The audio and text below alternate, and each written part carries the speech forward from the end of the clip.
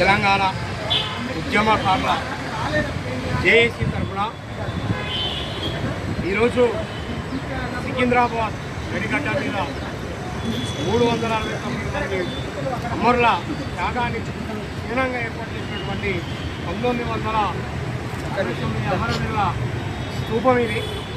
Clock tower గతంలో ఏడాది క్రితం కూడా ఇక్కడ ఉన్న కమిషనర్కి లెటర్ ఇవ్వడం జరిగింది. అయినా అప్పటి మందం తూతు మంత్రంలాగా చేసిరు, దీని వల్ల పక్కన పడేసారు.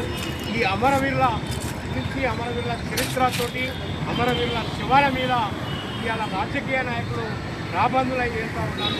ఈ రక్తం రాయించున్నటువంటి ఊర్పులైనటువంటి రాజకీయ నాయకులకి వాళ్ళకు ఓట్ల కోసమే, ఓట్లు సీట్ల కోసమే వీళ్ళు ఆలోచన నిత్యం ఉంటుంది. కానీ అమరవీరుల రూపాన్ని ఏ విధంగా గౌరవిస్తున్నారో ఈ క్లాక్ టవర్ దగ్గర చూస్తే మనకు అర్థమవుతూ ఉన్నది.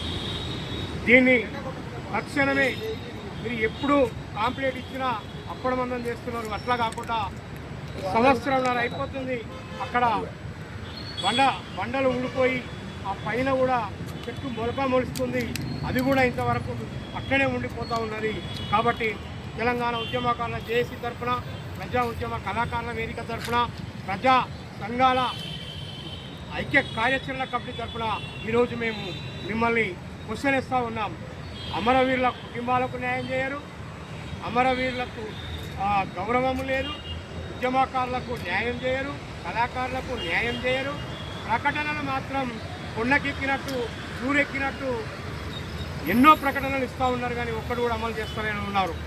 మీరు ఆ ప్రకటనలు చేయడం కాదు, చట్టసభలో దీన్ని అమలు చేయాలి, ప్రకటన చేయాలి. అమరవీరుల స్తూపాలు ఎక్కడ ఉన్నా అక్కడ శుభ్రంగా ఉంచాలి. వాటికి రక్షణగా మీరు తక్షణమే చర్య తీసుకోవాలి.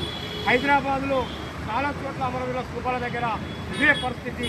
ఇక్కడనే దగ్గరలో ఉన్న రామ్నగర్లో కూడా, వారసిగూడ దగ్గర, అక్కడ కూడా అమరవీరుల స్తూపాల దగ్గర చాలా